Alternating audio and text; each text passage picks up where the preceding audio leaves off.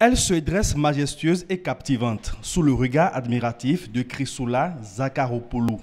Cette architecture abritant Iya Abimessan, première divinité de Porto Novo.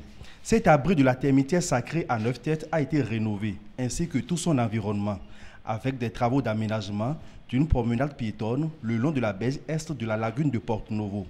Tout un package s'inscrivant dans la concrétisation du projet Porto Novo Ville Verte, un financement de l'AFD, du Fonds français pour l'environnement mondial, puis de la communauté d'agglomération de Cergy-Pontoise et de la métropole de Lyon.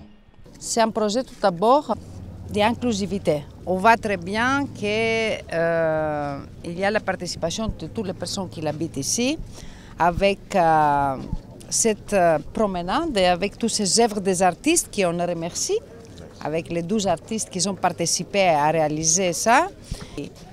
C'est une belle réponse contre les changements climatiques, et alors avec l'amélioration de la qualité de la vie des habitants, mais aussi pour nous, comme touristes, qu'on peut venir à profiter, à faire une promenade. C'est une promenade culturelle, parce qu'on passe dans le monde du vaudou, dans un monde différent. Et moi, j'ai eu la chance d'échanger avec les artistes et comprendre derrière tout ça qu'ils ont fait, qu'est-ce qu'ils symbolisent.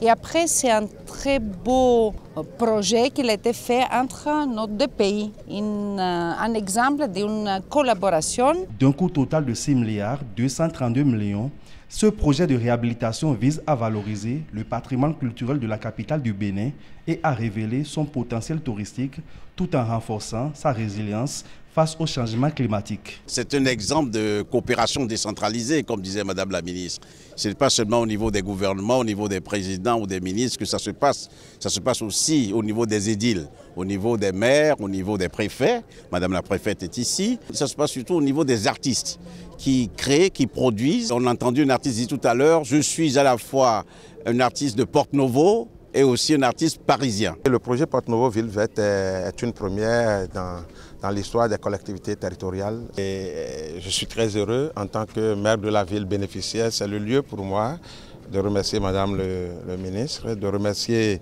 les ministres. Et nous saisissons l'occasion pour remercier le chef de l'État pour vraiment son attention particulière à l'égard de notre ville. Entrepris par l'association Wadada, acteur culturel majeur de Porto Novo, ce projet de réhabilitation intègre aussi des activités génératrices de revenus pour les populations riveraines.